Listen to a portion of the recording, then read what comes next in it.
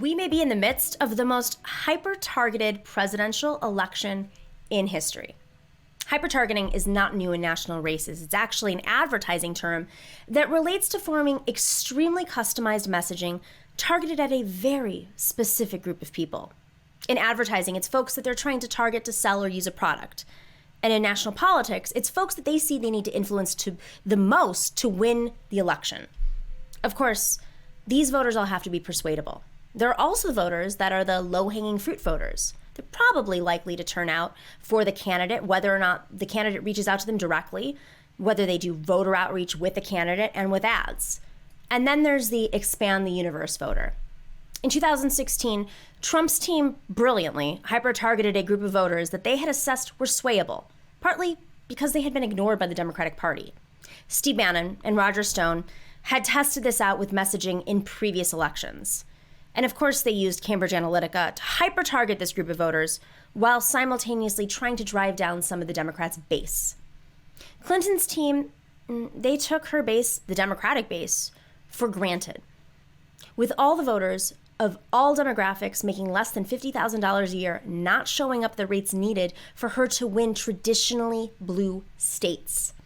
And then there were the voters that she hadn't realized were disaffected in the Rust Belt, that Trump's team had realized were swayable. Her team was overconfident and assessing really bad data. And they were putting their resources, especially in the end, where they thought that they could drive up turnout, expand the electorate. And unfortunately, that didn't work out so well. We know where this went.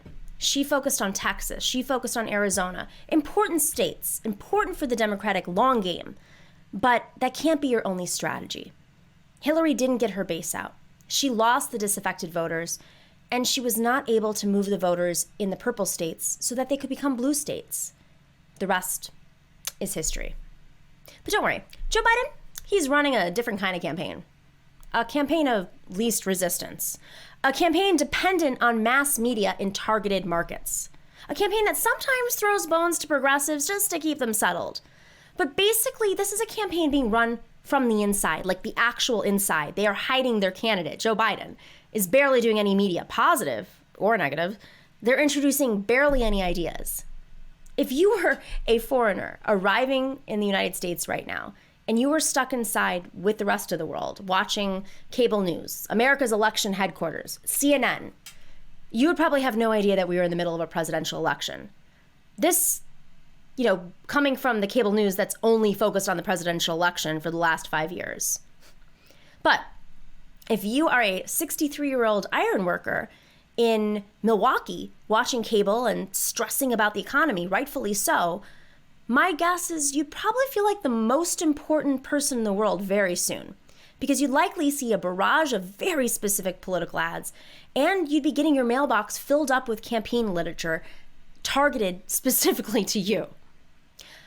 Biden's team has brilliantly used the power of national media, extremely targeted ad buys in key primary states.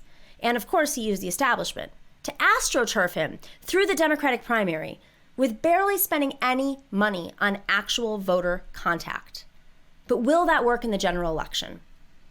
Whether it was their plan or not, COVID has given the Democratic establishment consultant class the perfect cover for running a campaign that hides their damaged and often off-script candidate from voters and the media.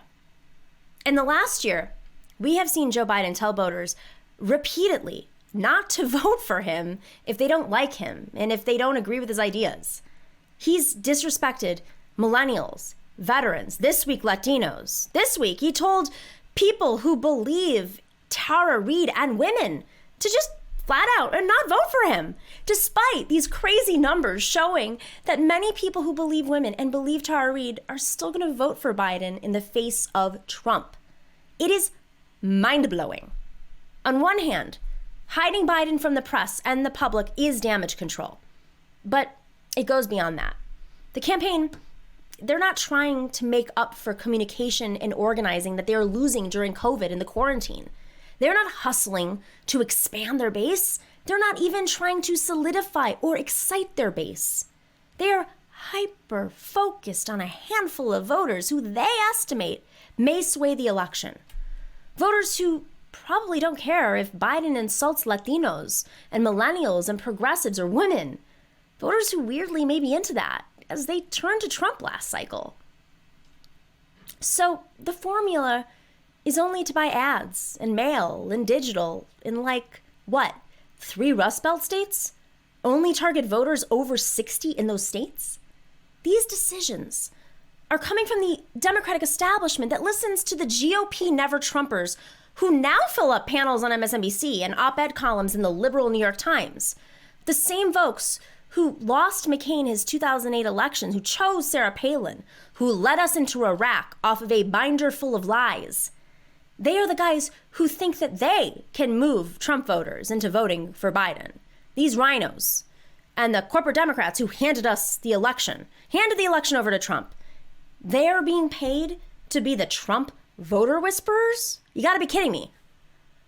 Based on the $1 billion raised in 2016 and spent, I'm very curious as to where the 2020 campaign donations will go. I mean, at least Hillary, she had field offices in states the Democrats wanted to invest in turning to the future, like Texas and Arizona and Nevada and Georgia. Consultants are expensive, but if there's no field operations, no offices, hell, no in-person convention, where is the money going? Surely Rust Belt state ads are not that expensive. Definitely not more expensive than New York and Texas media markets and Nevada media markets and Californian media markets. Sounds like a great racket. Win or lose, these guys can probably line the wallets of a bunch of well-paid consultants and probably give out a ton of no-show jobs. There's nowhere to go. There are no doors to knock on. And they're still paying for things they would have paid for in 2016. Where is the money going? And in an attempt to calm the Bernie folks, they are going to set up meaningless volunteer task forces with great people on it, by the way.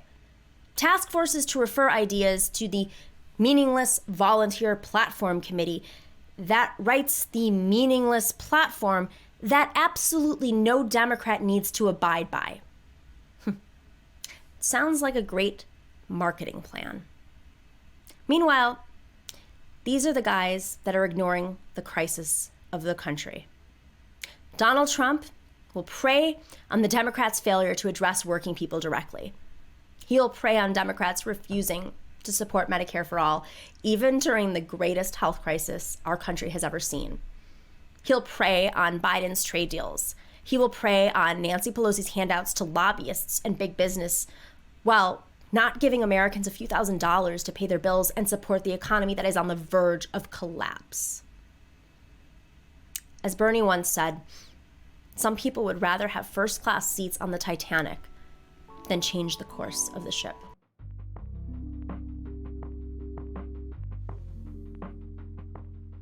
Thank you for watching The Nomiki Show. You can support us on YouTube by clicking subscribe, like, and sharing to get those alerts.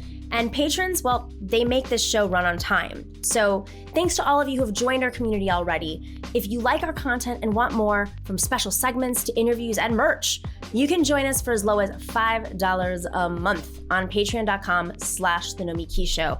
I'm spending all of my iced coffee money on other people's shows because I think this is the time that we have to support our independent media.